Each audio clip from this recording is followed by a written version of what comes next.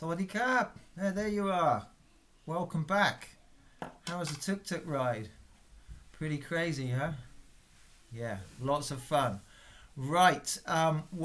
Yeah, that was a busy morning, and it's hot out there. So my suggestion is we just relax for a little bit of time now before we head out this afternoon. Have you seen the pool in the hotel? Let's check it out. So this is up on the 17th floor. There is an amazing view of the city. I really do recommend chilling out for an hour or two up there. They do great fruit smoothies as well, as they do all throughout Thailand. So think about having one of those.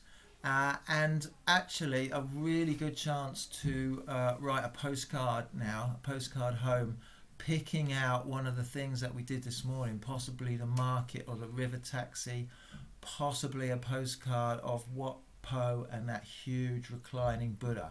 So take a few moments to do that now. Hit pause on the video if you need to. Just relax, take your time, and then when you're ready, we'll move on. Okay, so the plan for this afternoon and this evening is we are going to head out again. We're acting a little bit like locals because, as you might be seeing by now, the mornings are a little bit cooler. The evenings are also cooler. So we're going to make the most of that this evening, and we're going to head out to check out Lumpini Park, which is one of the most popular parks in Bangkok. And then after Lumpini Park, we're going to go to a night market, see if we can find any souvenirs and more food to eat. There's always food wherever you go in Thailand. You can't escape it. It's always on hand when you need it. So at the moment, our hotel where we're staying is up here at Mochit. And we are going to grab an MRT ride. So this is the underground in Bangkok. We're trying to go on as many different forms of transport as we can. And we're going to take that underground train all the way down here to Lumpini station here, which is right near the park that we want to go to. If you want to do that virtually, if you want to check out the feel of the MRT, there is a link below the video. So pause this one here, click on that and take the journey for real. But if you're happy just to go with the flow, let things roll. We'll jump on the train. Off we go past all those stops, and we're going to emerge in the beautiful Lumpini Park. Now, Lumpini Park, Lumpini is the birthplace of the Buddha on the border between Nepal and India, and that's where this park gets its name. It's a bit of an oasis in the city. It's a lovely kind of square of green in amongst huge skyscrapers that has a lake that you can get boats out on, and is very, very popular with joggers, both in the morning and in the evening. So people come and run and do laps when things are getting cooler.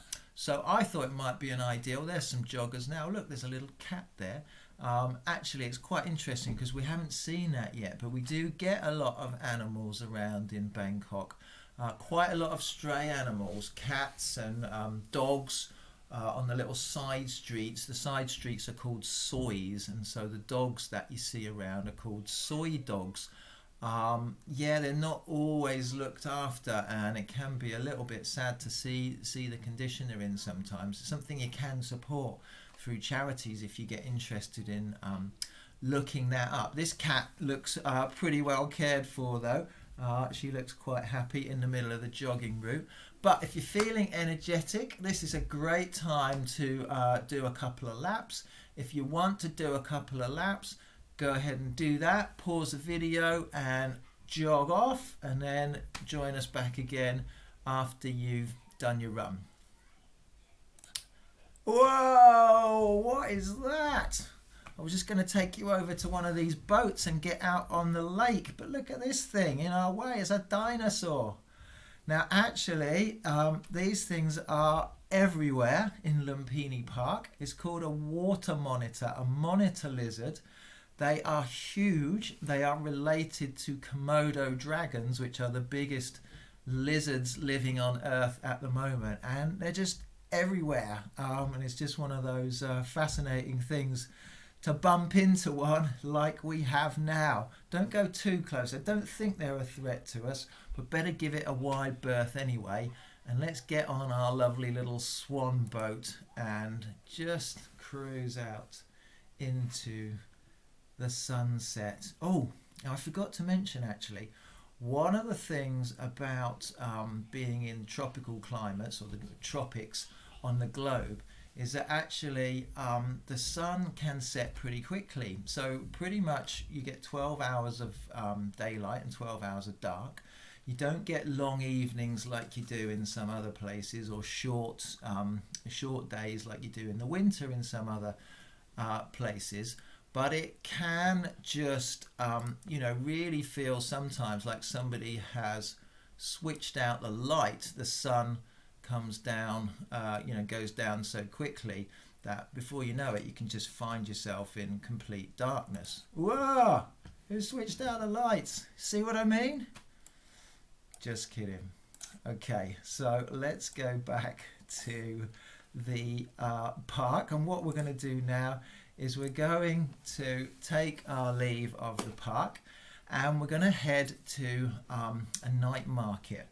Now, just walking out of the park and into the night market, just getting set up now, but you can see in the style we saw earlier on the street, the metal tables, the plastic stools, the street food, and then in the distance there, the market traders setting up ready for an evening of selling souvenirs. And you can actually find some wonderful things in Thailand. Huge ranges of things, both for locals and for tourists. So do enjoy having a look around this market. But just a few words of advice: if you see something that you like the look of, just like with the tuk-tuk driver, you've got to bargain for it. Now, this is not something that you would do when you go to your local supermarket. At home, everything has a fixed price, but here in the markets in Thailand, there is no fixed price, and you need to have a conversation, a bartering conversation with the stall holder to see how cheap you can get things. So I'll see if I can buy this rose here. This is soap, incredible sort of intricate soaps in these coconut wood cases, absolutely beautiful.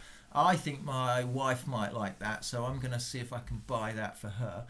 Let's see how it goes with the stall holder. I'll try and speak a little bit of Thai because that helps sometimes, but I'll let you know what I'm saying. Okay, right, here goes. Nong kap, nong kap. So I'm saying, excuse me, young man. Ni tao rai kap. So I'm saying, how much? Nung roi baht. Okay, how much? Nung roi. Do you speak English? A bit. How much? 100. 100 baht. Okay, so he's saying 100 baht. All right, so that's about £2. That's not bad, but I'm not going to let on that I think that's quite cheap. So I'm going to sort of fake it a little bit here. Oh, it's 100 baht, very expensive. I can give you maybe 60 baht.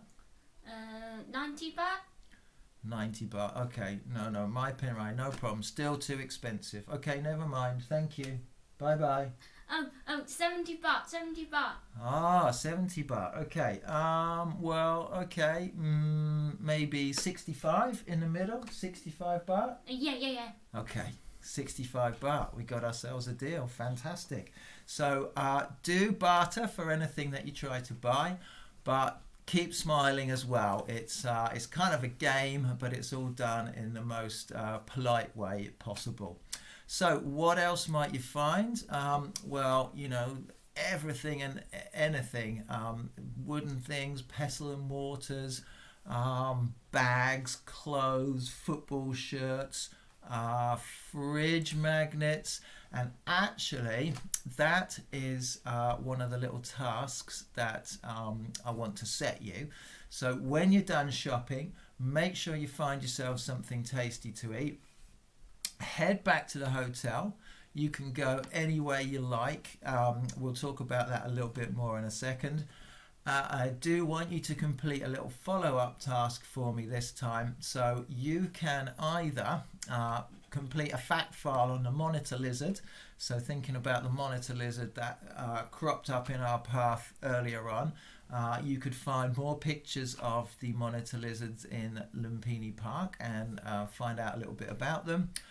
Or you can make yourself a fridge magnet as a souvenir. So you'd probably want to shrink down this resource here just so it was more fridge magnet size, and then you could colour those in beautifully, cut them out and possibly stick them to perhaps an existing fridge magnet, or if you have any spare magnets lying around, or if not, you could just tape them to your fridge when you get back as a souvenir of your trip. Now, just talking about the way that you're going to get back to the hotel, think about what we've done already. We've been on a tuk-tuk, we've been on the Sky train, we've been on the underground train, we've been in a taxi. We've probably done pretty much everything so far except for motorbike taxi. Now these are fantastic. We just don't see them really in Britain or the country where you might live. But they are probably the fastest way to get around in Bangkok, and in fact they call them Bangkok helicopters, and the reason is they can squeeze through the tiny gaps in traffic and they do not get slowed down by traffic jams in the same way as a taxi or a tuk-tuk might do. So the only downside to that is you do take your life in your hands a little bit. You've got to keep those knees tucked in. You put on the helmet that the driver will give you, and then you decide whether you feel that is a safe way of transporting you and the family. So whichever way you choose to get back to the hotel, have a great night's sleep, and then I'm going to talk to you in the morning about the way our trip to Thailand will continue.